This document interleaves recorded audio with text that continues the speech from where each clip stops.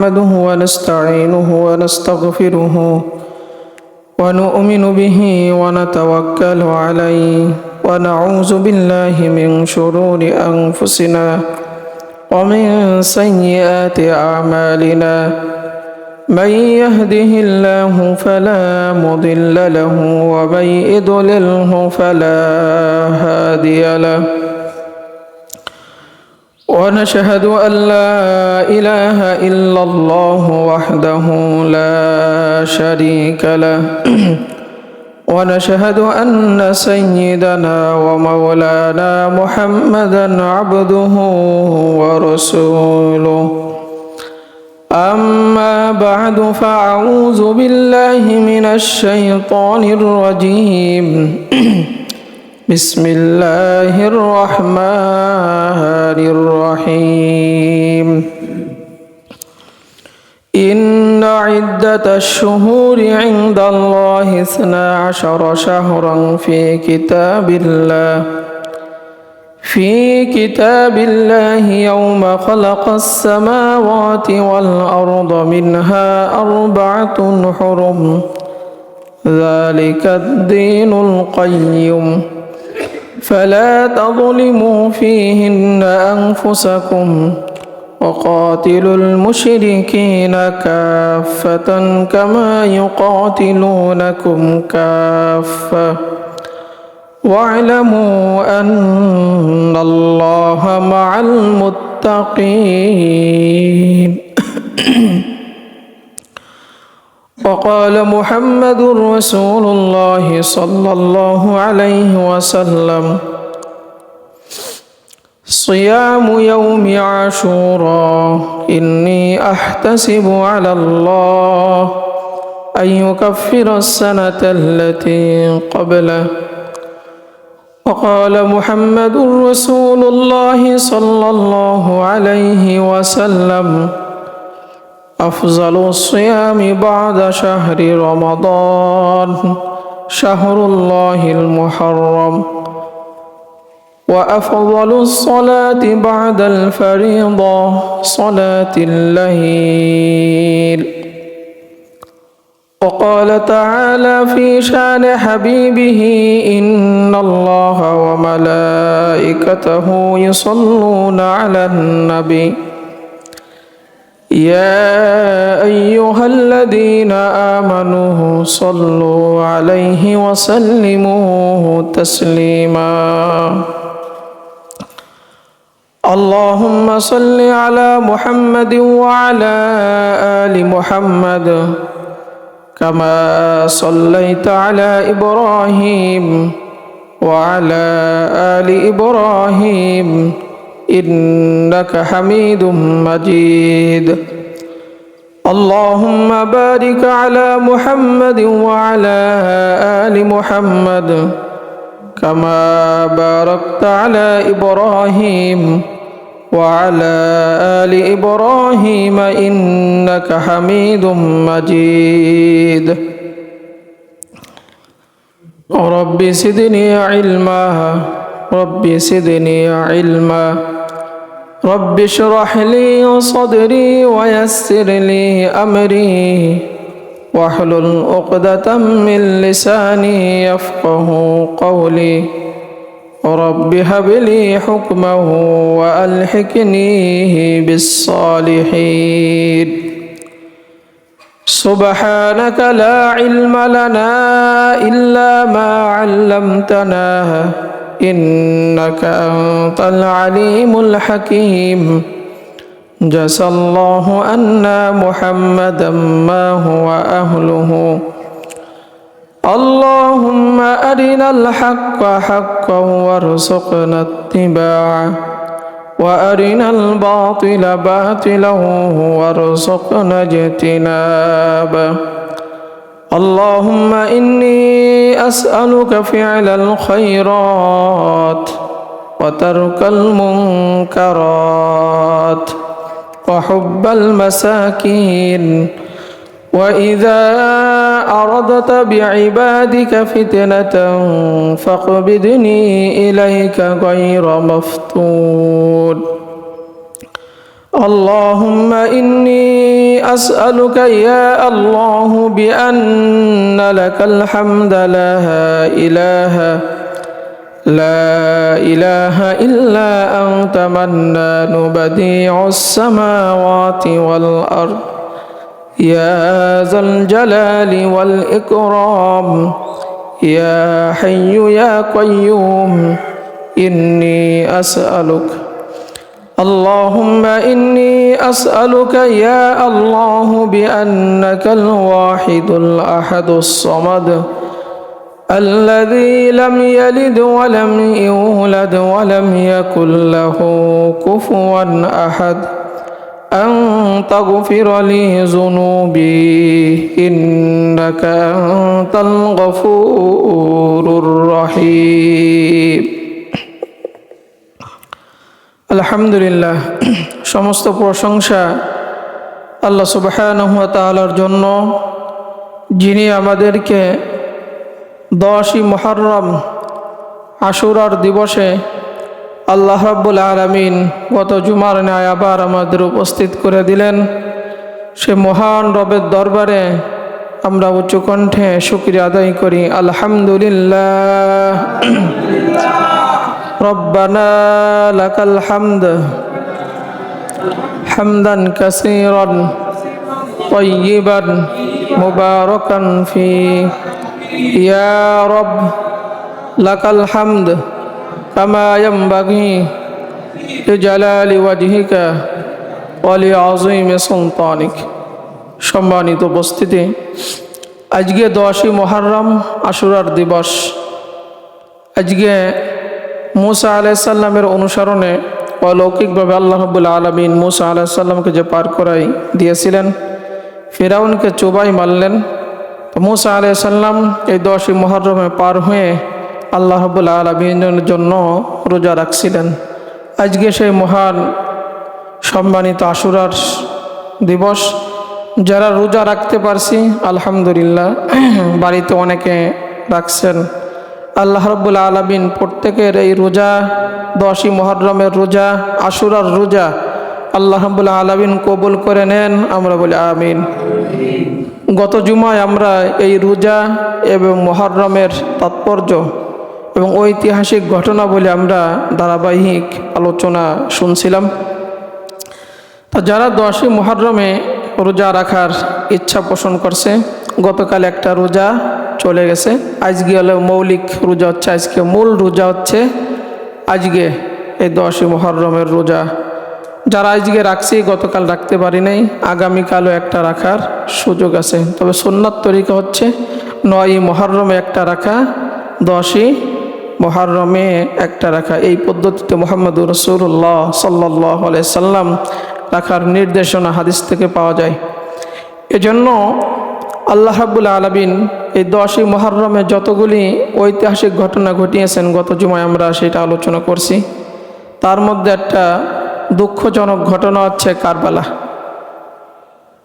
10ই মুহররমে ইমাম হুসাইন রাদিয়াল্লাহু তাআলা আনহুকে তার পরিবার সহ নির্মমভাবে ইয়াজিদ বাহিনী কর্তৃক, রাষ্ট্রীয় ক্ষমতায় ইয়াজিদ বাহিনী ছিল, নির্মমভাবে তাদেরকে হত্যা করছে। তারা শাহাদাতের মর্যাদা লাভ করছে। আল্লাহ রাব্বুল আলামিন এই আশুরার দিবসে 10ই মুহররমে কারবালা প্রান্তরে যারা শাহাদাত বরণ করছে, প্রত্যেকের শাহাদাত বরণকে আল্লাহ রাব্বুল আলামিন ইসলামের জন্য কবুল করে নেন। আমরা বলি আমিন।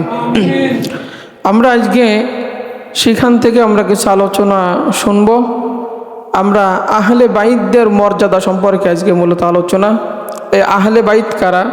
ইমাম হুসাইন রাদিয়াল্লাহু তাআলা আনহু আহলে বাইতদের মধ্যে একজন। তাহলে সে আহলে বাইতের মর্যাদাগুলো কি? আহলে বাইত কারা? কোরআন হাদিস কি নির্দেশনা বহন করে? আমরা আজকে ধারাবাহিক এই আলোচনাগুলো শুনবো, আহলে বাইতের মর্যাদা। তা আমরা যেটা শুরুতে বলছিলাম, আজকে 10ই মুহররম মুসা আলাইহিস সালামের সেই ঐতিহাসিক ঘটনা।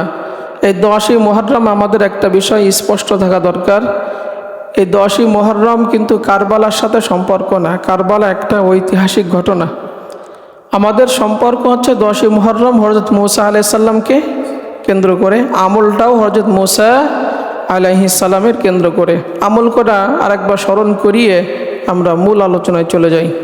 আমরা বলছিলাম এই হিজরি নববর্ষ চলতেছে। আরবি যে আল্লাহ তাআলা 12টা মাস নির্ধারণ করছেন, মুহররম প্রথম, তার মানে হিজরি নববর্ষ। আমরা বলছিলাম আপনাদেরকে যে আমরা পয়লা বৈশাখ 31st নাইট শুধু মনে রাখি, হিজরি নববর্ষের কথা আমরা মনে রাখি না, অনেকে আমরা জানিও না। এই মুহররম, সফর, রবিউল আউয়াল, রবিউল সানি, জমাদিউল আউয়াল, জমাদিউল সানি, রজব, শাবান, রমাদান, শাওয়াল, জিলকদ, জিলহজ, এরপরে মুহররম। এই 12টা মাস আল্লাহ তাআলা আরবিতে, আমরা বাংলা 12টা মাস জানি, মুখস্থ আছে। ইংরেজি 12 মাসের নামও আমরা বাচ্চাদেরকে মুখস্থ করাই, কিন্তু আরবি 12 মাসের নাম আমরা, যেটা আমাদের মূলত দরকার ছিল সেইটা আমরা, এই জন্য আমরা এটাও যারা মুসলিম হিসেবে আমাদের ইমানি দায়িত্ব এইগুলো জানা, এগুলো জেনে আমল করা। হিজরি নববর্ষ চলতেছে আজকে 10 দিন, মাস শুরু হয়ে আজকে কয় দিন? 10 দিন আশুরার।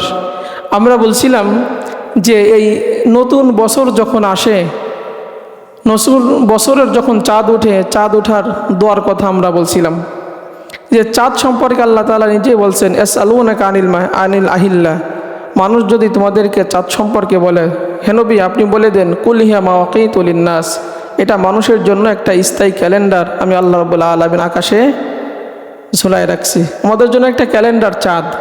এই জন্য নতুন চাঁদ, নতুন মাস, নতুন বছরের যখন চাঁদ ওঠে তখন আল্লাহ রাব্বুল আলামিনের কাছে দোয়া করা, আল্লাহুম্মা আহিল্লাহু আলাইনা বিল আমনি ওয়াল ঈমান ওয়াস সালামাতি ওয়াল ইসলাম রব্বি ওয়া রব্বুকাল্লাহ। মুসলিম হিসেবে আমাদের ইমানি দায়িত্ব হচ্ছে নতুন বছর, নতুন চাঁদ উঠলে আমরা এটা মুখস্থ রেখে এইটা আমরা পড়ব, আল্লাহ এই চাঁদ আমাদের জন্য আপনি উদিত করেন শান্তি, নিরাপত্তা, ইসলাম, ইমানের জন্য। হে চাঁদ তোমার রব আল্লাহ, আমাদের রব আল্লাহ। এরকম বুঝে বুঝে যদি আমরা এটা মুখস্থ করে পড়তে পারতাম তাহলে গোটা একটা মাস আল্লাহ রাব্বুল আলামিন আমাকে শান্তির মধ্যে রাখতেন, আমাকে নিরাপত্তার মধ্যে রাখতেন, আমাকে ইসলামের মধ্যে রাখতেন, আমাকে ইমানের সহিত রাখতেন। এই যে আমরা যখন জানাজার দোয়া পড়ি না, আল্লাহুম্মা মান আহিয়াইতাহু মিন্না ফাআহইহি আলাল ইসলাম, আল্লাহ আপনি যদি আমাকে জীবিত রাখেন কিসের উপরে রাখবেন বলেন? ইসলামের উপরে। ওমান তাওফাইতাহু মিন্না ফাতাওফাহু আলাল ঈমান, আল্লাহ যদি আপনি মৃত্যু দেন কিসের উপরে দিবেন? ইমানের উপরে। বাঁচায় রাখলে ইসলামের উপরে, মৃত্যু দিলে ইমানের উপরে। তাহলে চাঁদ উঠলে আপনি তো সেই তোই করতেছেন যে আল্লাহ এই যে একটা মাস, এই চাঁদ আজকে উঠছে, আবার চাঁদ, নতুন চাঁদ ওঠার আগে যে একটা মাস আপনি আমাকে শান্তির মধ্যে রাখবেন, নিরাপত্তার মধ্যে রাখবেন, ইমানের সহিত রাখবেন, ইসলামের অবস্থায় আপনি আমাকে একটা মাস বাঁচায় রাখবেন। তাহলে আপনি ইসলামের মধ্যে থাকতেন, আপনি ইমানের সাথে থাকতেন, শান্তির সাথে থাকতেন, নিরাপত্তার সাথে আপনি একটা মাস থাকতে পারতেন। কিন্তু আমরা তো এগুলো বুঝে পড়তে পারি নাই। এরপরে নতুন বছর আসলে আমাদের কত প্ল্যান থাকে না, কত প্ল্যান। বিশেষ করে নববর্ষ, বাংলা আর ইংরেজি নববর্ষ, আমাদের ছেলেমেয়েরা, যুবক যুবতীরা অনেক প্ল্যান করে, অনেক কিছু তারা করে, অনেক কিছু তারা করে। অথচ আপনি দেখেন আপনার জীবনে যদি আল্লাহ তাআলা 70 বছর হায়াত দিয়ে পাঠিয়ে দেন তাহলে আরও একটা বছর বিগত হয়ে গেল না, গত হয়ে গেল না, অতীত হয়ে গেল না, একটা বছর আপনার জীবন থেকে কমে গেল। আপনি আল্লাহর কাছে তো তওবা করবেন, আল্লাহ আমার আরও একটা বছর কমে গেল, আল্লাহ আমি না জানি কত গুনাহ করছি, এই নতুন বছরও যেন আমি গুনাহমুক্ত জীবন গঠন করতে পারি, আমি যেন নামাজিওয়ালা হতে পারি, আমি যেন ইমানদার হতে পারি, রব্বুল আলামিন আমি শান্তি নিরাপত্তার সাথে থাকতে পারি, আল্লাহ সেই তৌফিক আপনি আমাকে দেন। কয়জন আমরা নতুন বছরে এসে এই দোয়াগুলো আমরা করছি? আমরা পৃথিবীর উন্মাদনায় পাগল হয়ে গেছি, পাগল হয়ে গেছি। আমরা আখিরাতকে ভুলে গেছি, কবরের কথা ভুলে গেছি, হাসরের কথা আমরা ভুলে গেছি। এই যে বর্তমান তো ফুটবল খেলা চলতেছে, এই সম্পর্কে তো আমি আলোচনাই করছি। সারা রাত দেখার জন্য হাজার হাজার দর্শকরা ভিড় করতেছে মাঠে ঘাটে, আনাচে কানাচে, যেখানে সেখানে। অথচ এই সমস্ত মুসল্লিরা যদি ফজরের ওয়াক্তে মসজিদে ভিড় করত, ওদের কপাল খুলে দিতেন কে? কিন্তু দেখেন রাত 3টা পর্যন্ত, 4টা পর্যন্ত, ভোর 5টা পর্যন্ত দেখতে পারতেছে, অথচ তারা মসজিদ আসতে পারতেছে না। এই হচ্ছে আমাদের সমাজ ব্যবস্থা, আমাদের যুবকদের অবস্থা, বুড়াদের অবস্থা এরকম হয়ে গেছে। কিন্তু আমরা কিন্তু মরণের কথা ভুলে গেছি। এই করতে করতে আপনাকে কখন মালাকুল মউত আপনাকে এসে কবজ করে, জান কবজ করে কবরের মধ্যে নিয়ে যায়। আপনার বন্ধু বান্ধব, বাড়ি গাড়ি, অর্থ পয়সা সব যার যার জায়গায় থাকবে, মাঝখান থেকে আপনি নাই, আপনাকে নিয়ে গেছে কবরে। এই জন্য এখানে যারা আসছে প্রত্যেকের কাছে আমাদের মেসেজ হচ্ছে, দাওয়াত হচ্ছে, আমরা কবরকে ভুলে না যাই, মৃত্যুকে ভুলে না যাই। দুনিয়ার মোহাব্বতে পড়ে আনন্দ ফুর্তি করে আমরা যেন আল্লাহকে ভুলে না যাই। এই জন্য নতুন বছর হিজরি চলছে, আপনি আল্লাহর কাছে ক্ষমা চান। এই জন্য সাহাবিরা গত জুমায় যেটা আমরা বলছিলাম, এটা একটু আলোচনা করে আমরা আজকে আহলে বাইত কারবালার সেইটা আমরা আলোচনা শুনব। সাহাবারা যখন নতুন বছর আসতেন, নতুন বছর আসলেই সাহাবারা দোয়া করতেন, আল্লাহুম্মা আদখিলহু আলাইনা বিল আমনি ওয়াল ঈমান ওয়াস সালামাতি ওয়াল ইসলাম ওয়া জিওয়ারিম মিনাশ শাইতান ওয়া রিদওয়ানিম মিনার রহমান। এটা আমরা তো অনেকে জানি না, মুখস্থ করি নাই। নতুন বছর আসলেই সাহাবীদের দোয়া এইটা ছিল। আমাদের ইমানি দায়িত্ব হচ্ছে নতুন বছর যখন শুরু হবে, হিজরির বর্ষ চলতেছে, আপনি এই দোয়া মুখস্থ করে প্রায় দিনে আল্লাহ রাব্বুল আলামিনের কাছে যখন সুযোগ থাকে আপনি দোয়া করবেন, আল্লাহুম্মা আদখিলহু আলাইনা বিল আমনি ওয়াল ঈমান ওয়াস সালামাতি ওয়াল ইসলাম ওয়া জিওয়ারিম মিনাশ শাইতান ওয়া রিদওয়ানিম মিনার রহমান।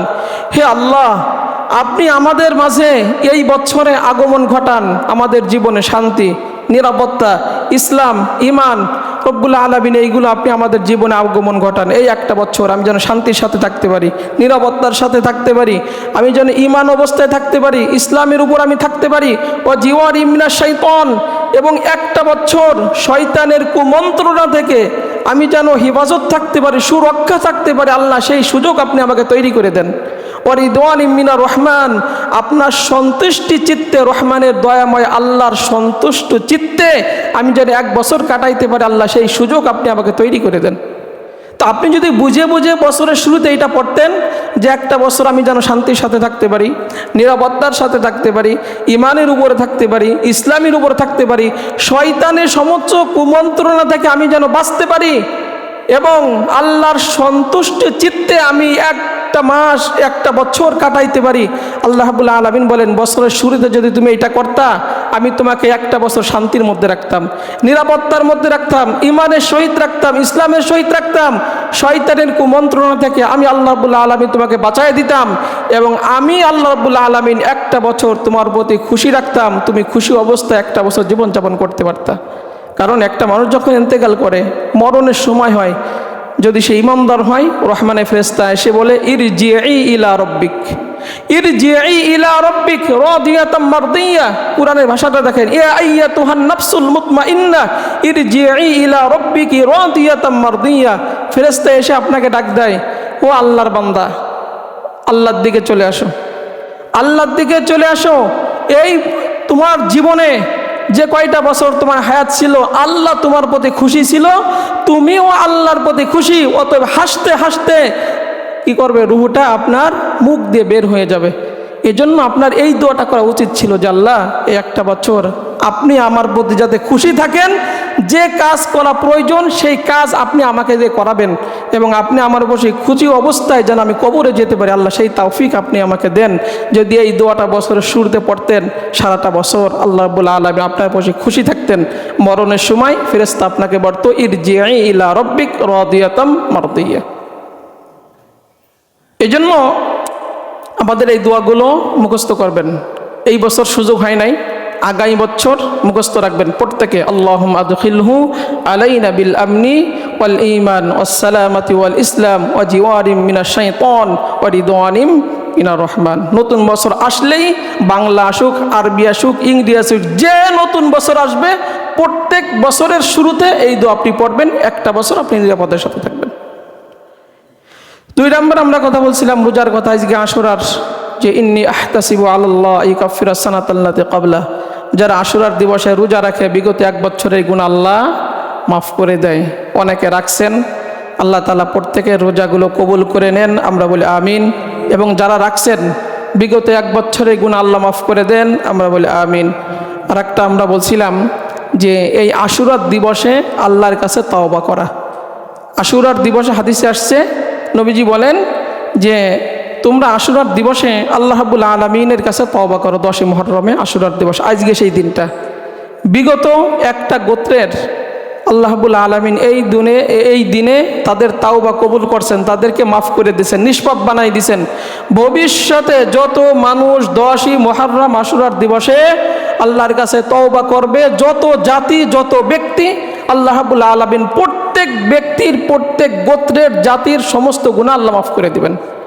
তার মানে রোজার পাশাপাশি গুনাহ মাফ করার আজকে একটা সুযোগ, তাওবার সুযোগ। হাদিসে আসছে অবশ্যই তাওবা কবুল হবে। এজন্য আমার আপনার বয়স যাদের 20, 30, 40, 50, এক একজন এক এক বয়স হয়েছে, আপনি আল্লাহর কাছে বলেন, আল্লাহ আজকে 10ই মুহররম আশুরা দিবসে আমার আমল নামায় যত বছরের গুনাহ আছে তুমি তো ওয়াদা করছো তোমার রাসূলের মাধ্যমে যে মাফ করে দিবা। আল্লাহ তুমিও আমাকে অলৌকিকভাবে তোমার কুদরতির হাত দিয়া তোমার গফফার নামের ওসিলায় আমার 50 বছরের গুনাহ মাফ করে দাও। এইটা আমরা বলবো। তাওবার অনেক আলোচনা আপনাদেরকে শোনাইছে, শুধু মৌলিক কথা এতটুকুন বললাম। যাই হোক, আজকে আমরা যেটা বলবো এই 10ই মুহররমে ঐতিহাসিক যে ঘটনা ছিল কারবালার ময়দানে ইমাম হুসাইন রাদিয়াল্লাহু তাআলা আনহুকে নির্মমভাবে তার পরিবারকে হত্যা করা হলো, শাহাদাত বরণ করছে। প্রত্যেকের শাহাদাতকে আল্লাহ তাআলা কবুল করে নেক ইসলামের জন্য, আমরা বলি আমিন। দেখেন এই 60 হিজরিতে 61 হিজরিতে যখন ইয়াজিদ ক্ষমতায় আসলো, আমির মুআবিয়া রাদিয়াল্লাহু তাআলা আনহু যখন দুনিয়ার থেকে চলে গেলেন, ক্ষমতা তার কাছে দিলেন। হুসাইন রাদিয়াল্লাহু তাআলা আনহু তখন জীবিত।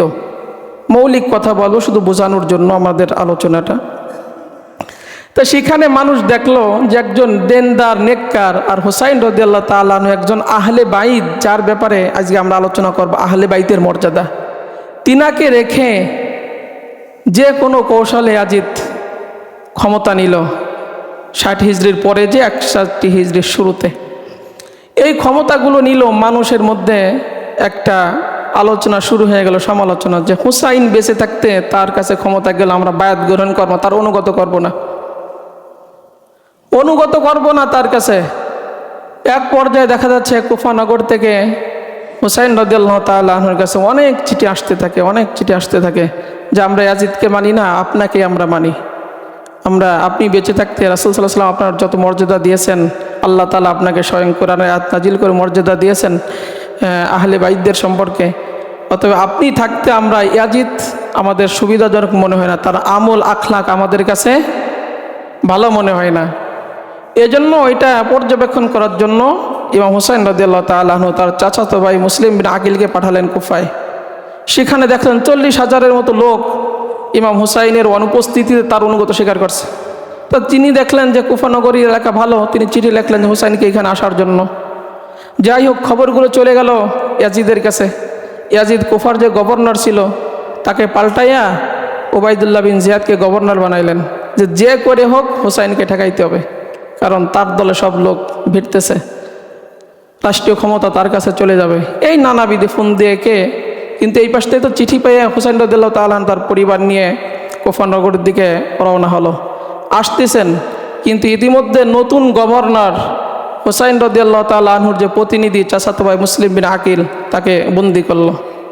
যে তুমি সেখান থেকে খবর পাঠাইলা, হুসাইন রাদিয়াল্লাহু তাআলা আনহুকে আসার জন্য আমন্ত্রণ জানাইলা। যাই হোক, এক পর্যায়ে তার সাথেও যারা ইসলামের জন্য অনুগত স্বীকার করলো, দুর্বল ইমানের যারা ছিল তারা রাষ্ট্রীয় ভয় দেখালো যে তোমরা যদি হুসাইনের প্রতি অনুগত স্বীকার করো, বায়াত গ্রহণ করো, রাষ্ট্রীয়ভাবে তোমাদেরকে এই সাজা দেবে ইয়াজিদ।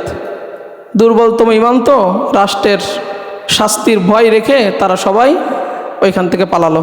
পালাইতে পালাইতে কেউ নাই, ছিল ওই প্রতিনিধি মুসলিম বিন আকিল, ইমাম হুসাইন রাদিয়াল্লাহু তাআলা আনহুর চাচাতো ভাই, তাকে সেখানে হত্যা করে ফেললো।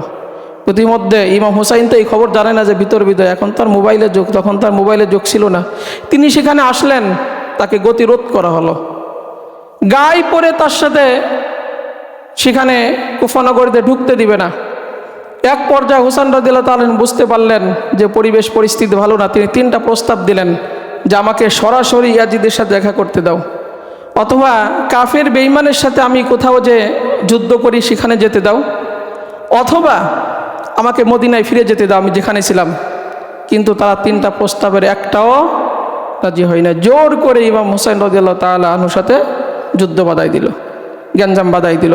এমনকি তারা সেখানে পানির লাইন বন্ধ করে দিল। ফুরাত নদীর পানির লাইনও, মরুভূমি এলাকা, পানি ছাড়া তো সেখানে বাঁচা খুব কষ্টকর, সব লাইন বন্ধ করে দিল। জোর করে তাদের সাথে যুদ্ধ টুদ্ধ বাধাইয়া এই 10ই মুহররম ইমাম হুসাইন রাদিয়াল্লাহু তাআলা আনহু পরিবার সহ সপরিবারে কি করলো, শাহাদাত বরণ করলো। সেখান থেকে দিয়ে দিল, জীবন দিয়ে দিল, ইসলামের জন্য জীবন দিয়ে দিল, কিন্তু কখনো বাতিলের কাছে মাথা নত করে নাই, বাতিলের কাছে মাথা নত করে নাই। হাদিসে আসছে, উম্মে সালমা রাদিয়াল্লাহু তাআলা আনহা বলেন, তিরমিজি শরীফের হাদিসে, যে আমি স্বপ্ন দেখি মুহাম্মদুর রাসূলুল্লাহ সাল্লাল্লাহু আলাইহি ওয়াসাল্লাম উপস্থিত, তার দাড়িতে গায়ে খুব ধুলাবালি।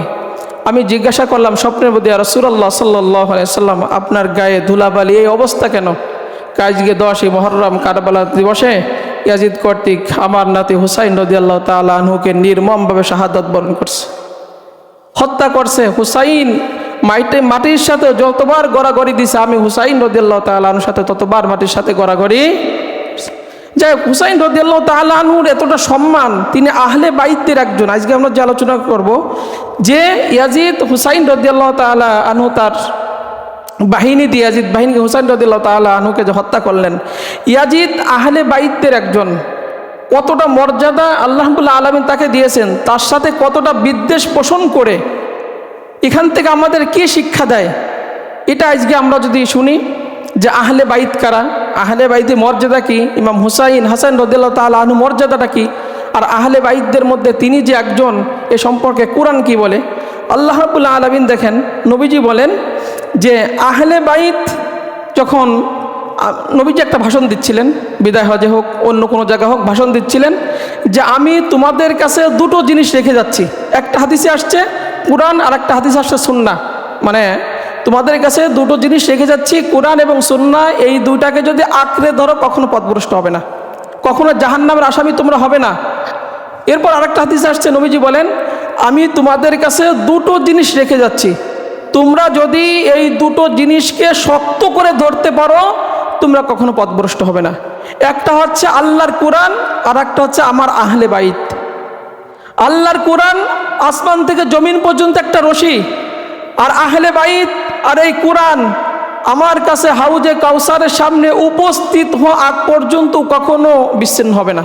তার মানে আমার আহলে বাইত আর কোরআন কখনো বিচ্ছিন্ন হবে না। আমি তোমাদের কাছে আহলে বাইত কোরআন রেখে যাচ্ছি, এই দুইটা জিনিসকে যদি তোমরা আঁকড়ে ধরো লাং তাদিল্লু, তোমরা কখনো পথভ্রষ্ট হবে না। নবীজি বলেন আমার আহলে বাইত হচ্ছে নূহ আলাইহিস সালামের নৌকার মতো। নূহ আলাইহিস সালামের নৌকায় যারা উঠছে তারা নাজাত পাইছে, যারা ওঠে নাই সবাই ধ্বংস হয়ে গেছে। আর আমার আহলে বাইত নূহ আলাইহিস সালামের নৌকার উদাহরণস্বরূপ। আমার আহলে বাইতকে যারা অনুসরণ করবে, মোহাব্বত করবে, ভালোবাসবে, তারা কখনো পথভ্রষ্ট হবে না। আর আহলে বাইতদের মধ্যে একজন ইমাম হুসাইন রাদিয়াল্লাহু তাআলা আনহু। নবীজি বলেন যে তোমরা আল্লাহকে ভালোবাসো এ কারণে যে আল্লাহ রাব্বুল আলামিন তার নিয়ামত রাজি দিয়ে তোমাদেরকে রিজিকের ব্যবস্থা দেন, এই জন্য তোমরা আল্লাহকে ভালোবাসো। আর আমাকে ভালোবাসবে এই কারণে, আমাকে ভালোবাসলে স্বয়ং আল্লাহ সুবহানাহু ওয়া তাআলা তোমাদেরকে ভালোবাসবে। তাহলে আল্লাহকে তোমরা ভালোবাসো, আল্লাহ তোমাকে রিজিক দেয়, এজন্য আমরা আল্লাহকে কি করি? ভালোবাসি। আল্লাহ আমাদের সৃষ্টিকর্তা, পালনকর্তা। রিজিক মানে শুধু খাবার না, মানে যাবতীয় প্রয়োজন আমাদের জীবনে সব রিজিকের অন্তর্ভুক্ত। তাহলে তোমরা আল্লাহকে ভালোবাসো, আল্লাহ তোমাকে রিজিক দেয়। আর আমাকে ভালোবাসবা এজন্য যে আল্লাহ তোমাকে ভালোবাসবে। আর আমার আহলে বাইতকে ভালোবাসবা, তাহলে আমি নবী স্বয়ং তোমাদেরকে ভালোবাসবো। সুবহানাল্লাহ। এখন প্রশ্ন, আহলে বাইত কারা? নবীজি একটা চাদর গায়ে দিলেন। চাদর গায়ে দিয়ে ইমাম হুসাইন হাসাইন রাদিয়াল্লাহু তাআলা আনহুকে চাদরের মধ্যে ঢুকাইলেন। পাশে ছিলেন হযরত ফাতেমা, ফাতেমাকে চাদরের মধ্যে ঢুকাইলেন। পিছনে ছিল হযরত আলী, আলী রাদিয়াল্লাহু তাআলা আনহুকে চাদরের মধ্যে ঢুকাইলেন। ঢুকাইয়ে বলতেছে এইগুলো হচ্ছে আমার আহলে বাইত। তাহলে এখান থেকে আমরা পাইলাম কে? হাসান হুসাইন রাদিয়াল্লাহু তাআলা আনহু এবং ফাতেমা, হযরত আলী, ইরা হচ্ছে কি? আহলে বাইত। আহলে বাইতের পরিচয় বুঝছেন কয়জন? এবং হুসাইন রাদিয়াল্লাহু তাআলা আনহু, হাসান রাদিয়াল্লাহু তাআলা আনহু, ফাতেমা, হযরত আলী। এবং নবীজি দোয়া করলেন যে আল্লাহ আমার আহলে বাইতের থেকে রব্বুল আলামিন যাবতীয় অপবিত্র গুনাহ আপনি মার্জনা করে দেন, অপবিত্রতা দূর করে দেন, এবং আল্লাহ রাব্বুল আলামিন আমার আহলে বাইতদেরকে আপনি পরিপূর্ণ পবিত্র করে দেন। এই দোয়া নবীজি মুহাম্মদুর রাসূলুল্লাহ সাল্লাল্লাহু আলাইহি সাল্লাম এই দোয়াটা করলেন। এই দোয়া করার সাথে সাথে আল্লাহ রাব্বুল আলামিন সূরা আহজাবের 33 নম্বর আয়াত নাজিল করে দিলেন, ইন্নামা ইউরিদুল্লাহু লিইযহিবা আনকুমুর রিজসা আহলাল বাইতি ওয়া ইতাহহিরাকুম তাতহীরা। সূরা আহজাবের 33 নম্বর আয়াত আল্লাহ রাব্বুল আলামিন নাজিল করে দিয়ে বলেন, নবী, আল্লাহ রাব্বুল আলামিন চান আপনার আহলে বাইত যারা, তাদের জীবনের সমস্ত অপবিত্রতা দূর করে আল্লাহ রাব্বুল আলামিন তাদেরকে পুত পবিত্র স্বয়ং সম্পূর্ণ করে দেন, পুত পবিত্র করে দিবেন। তাহলে আহলে বাইত হচ্ছে ইমাম হুসাইন রাদিয়াল্লাহু তাআলা আনহু, ইমাম হাসান রাদিয়াল্লাহু তাআলা আনহু, ইমাম হযরত আলী রাদিয়াল্লাহু তাআলা আনহু, হযরত ফাতেমা। পাশে দাঁড়াইছিল রাসূল সাল্লাল্লাহু আলাইহি সাল্লামের স্ত্রী উম্মে সালমা রাদিয়াল্লাহু তাআলা আনহা। তিনি বলেন, ইয়া রাসূলুল্লাহ, আমি কি এই আহলে বাইতের অন্তর্ভুক্ত না? নবীজি বলেন, তুমি তোমার স্থানে আসো, তুমি কল্যাণের মধ্যে আসো। আহলে বাইত হচ্ছে আমার এরা। তাহলে ইমাম হুসাইন রাদিয়াল্লাহু তাআলা আনহু হচ্ছে আহলে বাইতদের মধ্যে একজন। আল্লাহ রাব্বুল আলামিন তার সম্পর্কে কোরআনে আয়াত নাজিল করছেন যে আমি তোমাদেরকে পবিত্র করব, সমস্ত অপবিত্রতা দূর করে দিব। তাহলে কত মর্যাদা আল্লাহ রাব্বুল আলামিন তাকে দিয়েছেন, কিন্তু ইয়াজিদ বাহিনী ইমাম হুসাইনের মর্যাদা বোঝে নাই, আহলে বাইতের মর্যাদা বোঝে নাই। অথচ নবীজি বলেন, আল হাসান ওয়াল হুসাইন সাইয়্যিদা শাবাবি আহলিল জান্নাহ। ইমাম হাসান আর হুসাইন রাদিয়াল্লাহু তাআলা আনহুমা, এরা দুইজন হচ্ছে জান্নাতি যুবকদের সর্দার। এই যে আমরা জান্নাতে যাব, আমাদের প্রত্যেকের বয়স 30 থেকে 33 বছরের যুবক রব্বুল আলামিন আমাদের বানাই দিবেন। আর আমাদের যুবকদের এই সর্দার হবে ইমাম হাসান হুসাইন রাদিয়াল্লাহু তাআলা আনহু। কত মর্যাদা দিয়েছেন। হযরত হুযায়ফা রাদিয়াল্লাহু তাআলা আনহু থেকে একটা হাদিস আসছে, অনেক দিন হুযায়ফা রাদিয়াল্লাহু তাআলা আনহু মুহাম্মদুর রাসূলুল্লাহ সাল্লাল্লাহু আলাইহি সাল্লামের কাছে যান না। ওনার মা একদিন বলতেছেন যে অনেক দিন হলো নবীর কাছে তুমি নবীর দরবারে যাও না, নবী সম্ভবত আমাদের উপর রাগ করছেন। হুযায়ফা বলেন যে আম্মা, আপনি যদি আমাকে অনুমতি দেন, আজকে আমি মাগরিবের ওয়াক্তে মুহাম্মদুর রাসূলুল্লাহ সাল্লাল্লাহু আলাইহি সাল্লামের সাথে সাক্ষাৎ করব। তার মা তাকে অনুমতি দিলেন। মাগরিবের ওয়াক্তে মুহাম্মদুর রাসূলুল্লাহ সাল্লাল্লাহু আলাইহি সাল্লামের পিছনে হযরত হুযায়ফা রাদিয়াল্লাহু তাআলা আনহু নামাজ আদায় করলেন। নামাজ আদায় শেষ করলেন, নবীজি নফল নামাজ, সুন্নাত নামাজ এইগুলো পড়তে পড়তে ঈশা রক্ত হয়ে গেল, উনি পিছনে বসেই আছেন। ঈশার নামাজও শেষ করলেন, নবীজি বাড়ির থেকে যাচ্ছেন, নবীকে ডাকেন না, পিছনে পিছনে হুযায়ফা রাদিয়াল্লাহু তাআলা আনহু হাঁটতেছেন। নবীজি বুঝতে পারলেন যে আমার পিছনে একজন আসতেছে, তিনি হুযায়ফা। ডাক দিয়ে বললেন, কে? তুমি কি হুযায়ফা? হুযায়ফা রাদিয়াল্লাহু তাআলা আনহু বললেন, আমি হুযায়ফা। নবীজি বলেন, হুযায়ফা শোনো, আজকে আমার কাছে একজন ফেরেশতা আসছে, এই ফেরেশতা ইতিপূর্বে দুনিয়াতে আসে নাই। আল্লাহর কাছে অনুমতি প্রার্থনা করছে যে আল্লাহ, আপনি আমাকে দুনিয়ার যাওয়ার সুযোগ দেন, একটা সুসংবাদ দেওয়ার জন্য আপনার নবীর কাছে আমি যাব আপনার পক্ষ থেকে। সুসংবাদটা হলো কি? সুসংবাদটা হলো ওই ফেরেশতা এসে আল্লাহর পক্ষ থেকে নবীকে সুসংবাদ দিলেন, ফাতিমাতু সাইয়্যিদাতু নিসাই আহলিল জান্নাহ ওয়াল হাসান ওয়াল হুসাইন সাইয়্যিদা শাবাবি আহলিল জান্নাহ। সুসংবাদটা হলো ফাতেমা রাদিয়াল্লাহু তাআলা আনহা জান্নাতি মহিলাদের সর্দারিনী, এবং হাসান হুসাইন হচ্ছে জান্নাতি যুবকদের সর্দার। আল্লাহ রাব্বুল আলামিন বানাই দেবেন। এই তথ্যটা দেওয়ার জন্য আমি ফেরেশতা আজকে আসছি, ইতিপূর্বে দুনিয়ায় কখন আসে নাই। এজন্য নবীজি হযরত হাসান হুসাইনের জন্য দোয়া করতেন, আল্লাহুম্মা ইন্নী উহিব্বুহুমা ফাহিব্বুহুমা ওয়া হিব্বা মা ইউহিব্বুহুমা। আল্লাহ, আমার এই দুই নাতি হাসান আর হুসাইনকে আমি ভালোবাসি, আল্লাহ আপনি এদেরকে ভালোবাসেন। আর যে ব্যক্তি দুনিয়ার আনাচে কানাচে প্রান্ত থেকে যারা হাসান আর হুসাইনকে দূর থেকে মুহাব্বত করবে, ভালোবাসবে, আল্লাহ আপনি তাদেরকেও ভালোবাসেন, তাদের গুনাহগুলো মাফ করে দেন। আমরা এখানে তাদের পাই নাই, আমরা যদি তাদের নামের উপরে মুহাব্বত রাখি, ঈমান রাখি, তাদেরকে আমরা এই যে ভালোবাসি, কারবালার প্রান্তরে সে যে শাহাদাত বরণ করছে, আমাদের ব্যথায় ব্যথিত আমরা হই, আল্লাহ রাব্বুল আলামিন আমাদেরকে ভালোবাসবেন, মুহাম্মদুর রাসূলুল্লাহ সাল্লাল্লাহু আলাইহি ওয়াসাল্লাম আমাদেরকে ভালোবাসবেন, এবং আল্লাহ যাকে ভালোবাসবেন তার জীবনের গুনাহগুলো মাফ করে দিবেন।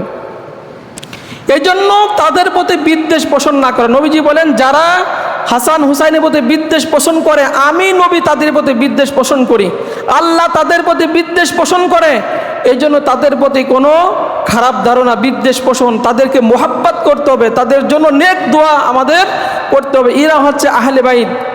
এরপরে মুহাম্মদুর রাসূলুল্লাহ সাল্লাল্লাহু আলাইহি ওয়াসাল্লাম বলেন যে হাসাইন আর হুসাইন এরা হচ্ছে পৃথিবীতে আমার কাছে জান্নাতির দুটি সুগন্ধিময় ফুল।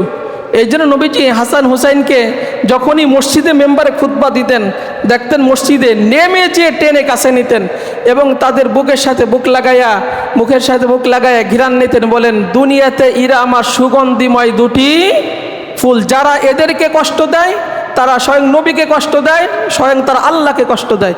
আর যারা এদেরকে মোহাব্বত করে তারা নবীকে মোহাব্বত করে, আল্লাহকে মোহাব্বত করে। এজন্য আমাদের ঈমানের দাবি হচ্ছে এদেরকে মোহাব্বত করা, এদেরকে ভালোবাসা। এরপরে মুহাম্মদুর রাসূলুল্লাহ সাল্লাল্লাহু আলাইহি সাল্লাম বলেন যে দুনিয়াতে আল্লাহ রাব্বুল আলামিন আমাকে প্রত্যেকটা নবীকে 7 জন প্রতিনিধি দিয়েছেন, প্রত্যেকটা নবীকে। শুধু আমি নবীর প্রতিনিধি হচ্ছে দুনিয়াতে 14 জন। প্রত্যেকটা নবীর প্রতিনিধি ছিল, যত নবী রাসূল আসছে 7 জন।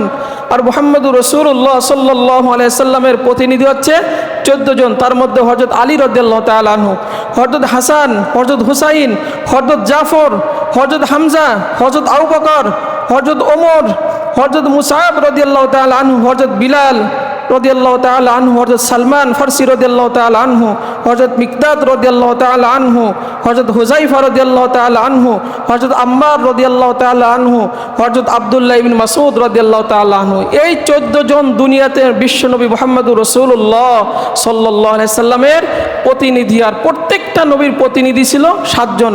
শুধু আমাদের নবীর প্রতিনিধি হচ্ছে 14 জন। তার মধ্যে হুসাইন রাদিয়াল্লাহু তাআলা আনহু আছে, ইমাম হাসান রাদিয়াল্লাহু তাআলা আনহু আছে। এজন্য আমরা এখানে যারা আসছি, আহলে বাইতের মর্যাদা আমরা শুনছি। এদের মর্যাদা স্বয়ং আল্লাহ রাব্বুল আলামিন দিয়েছেন। যেরকম ইরাকের একজন মানুষ হযরত ওমর রাদিয়াল্লাহু তাআলা আনহুর কাছে জিজ্ঞাসা করছে, আচ্ছা একটা মাছির রক্ত যদি গায়ে লাগে তার মাসালা কি? ওমর রাদিয়াল্লাহু তাআলা আনহু বলতেছেন, দেখো ইরাকবাসী, কুফাবাসী, এরা মাছির রক্তর মাসালা জানতে চাচ্ছে, অথচ ইরাই হুসাইন রাদিয়াল্লাহু তাআলা আনহুর রক্ত নিয়ে খেলা করছে। আর এরা আসছে মাছির রক্তের মাসালা জানতে। এজন্য আমরা এখানে যারা আসছি, আহলে বাইত যারা, ইমাম হুসাইন রাদিয়াল্লাহু তাআলা আনহু কারবালার ময়দানে যারা শাহাদাত বরণ করছে, আল্লাহ রাব্বুল আলামিন প্রত্যেকের শাহাদাত আল্লাহ তাআলা কবুল করুক। আমরা বলি আমিন।